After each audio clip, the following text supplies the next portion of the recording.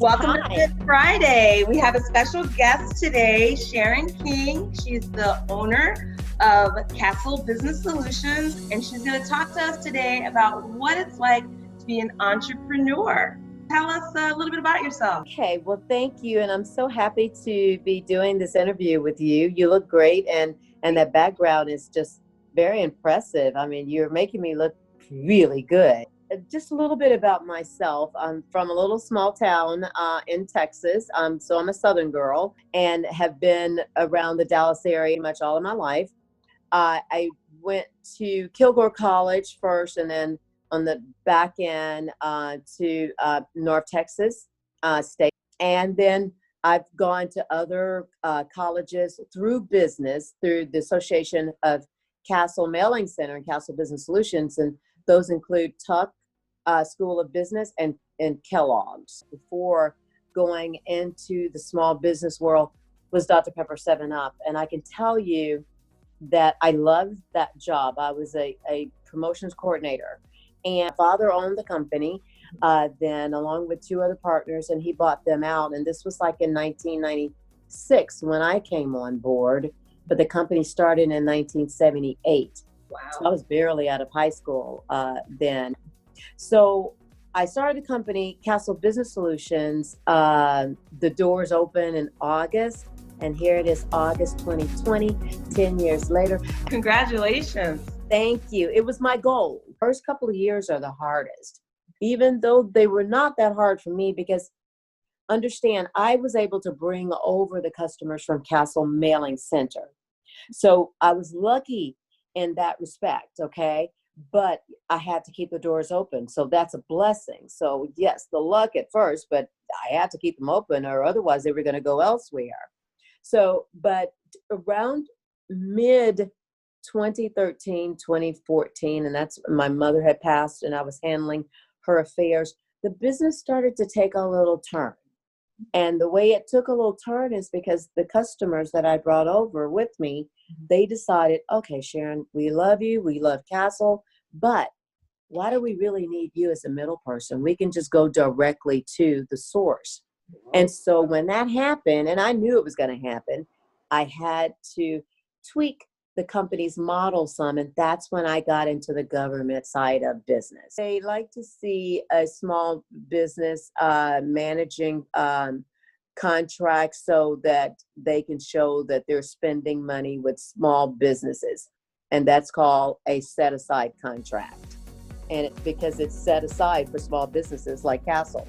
Got it. They set aside so much money to spend with companies like mine. As far as the transition, Sandra, to owning a small business, you make it through the first couple of years, and then you start to tweak it. You have to follow business.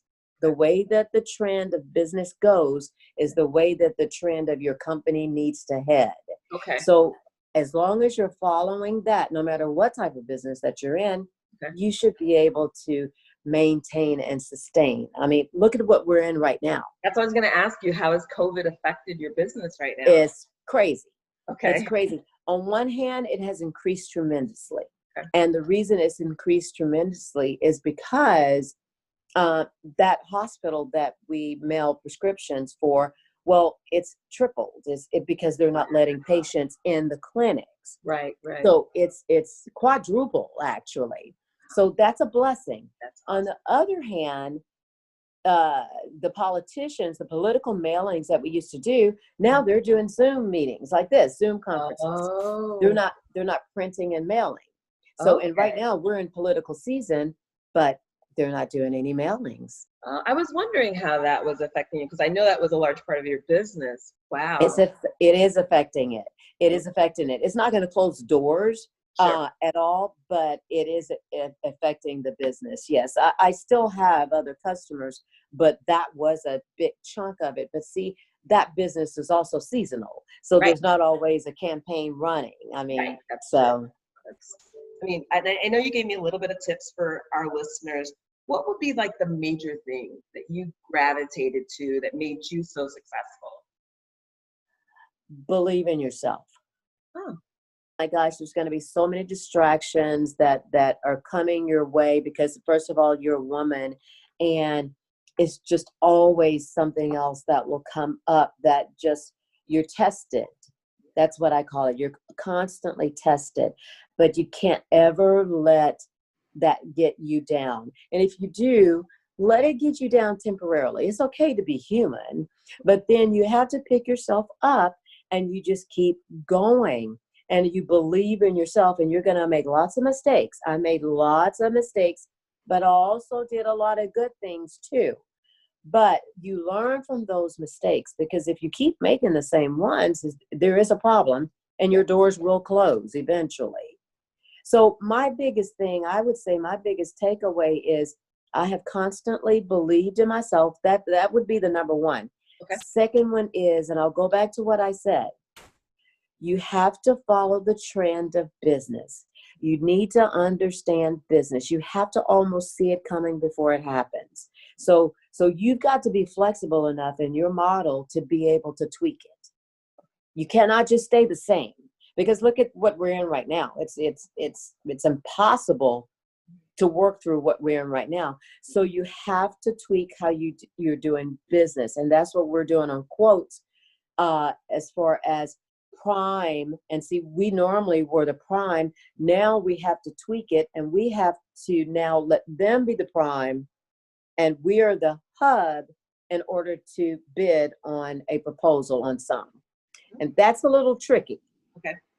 That's a little tricky. I mean, you really don't want it that way. Well, yeah. But like you said, you're modifying your business to meet what's happening. You have to. Yeah. You have to. Otherwise, you're gonna close eventually. Yeah. For someone new, especially now, maybe they just lost their job and they're trying to decide if I want to start a business. What kind of tip would you give them? Would you say more education? I would say make sure that you take, of course, a degree it speaks volumes, okay? Because you're going to learn from that. You're going to learn the business courses. But I would say take as many financial courses that you can. If you see the word math, take it. Seriously, because it's not going to ever hurt you to learn the dynamics of numbers and understand spreadsheets and understand accounts receivables and accounts payable. Those are very simple things to some. But if you don't know your books, then, I mean, you will fail, and you don't want anyone to know your books better than you. But a degree is great, but take business courses, take communication courses to learn how to communicate well. That's helped me. How do you feel about small business loans? Because not everyone has $50,000 sitting in the bank.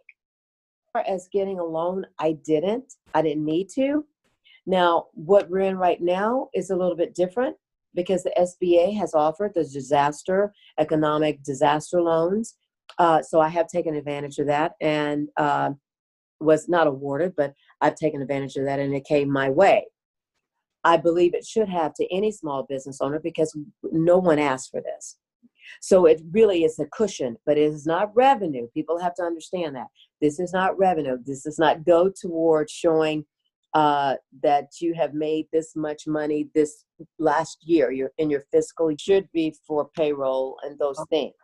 Okay, you guys hear that? It's got to go to the business. Make sure that people that are watching this know where to go to find you. I know you're in Dallas, but that doesn't mean they have to be in Dallas to use you, right? Oh, no, we do business in Atlanta, Denver. Atlanta is no longer with us, but Pittsburgh. We can do business anywhere. So Dallas just happens to be the hub. Okay. And then your website, if you don't mind, give me your website again. I don't. It's www.castlebusinesssolutions.com. Okay, perfect. Just so that they're listening to this, they can go to your site and they can see what kind of services you offer and request. For sure. They can even reach me at info@castlebusinesssolutions.com. And on the website, it'll have our phone number on there, but also it's 214-599-2880. So we're centrally located in Dallas. We're in the North Dallas corridor area. Easy to find. If you can't find us, we'll come to you. Really appreciate you taking time explaining to us how your business works and how you've made it such a success over the last 10 years. Oh, thank you so much. I'm so happy to do this interview with you, and I'm really excited about 10 years and maybe adding on another 5. Awesome. Well, we really send great wishes to you for success and much new business. All right. Thank you so much, Sandra. All right. Thank you.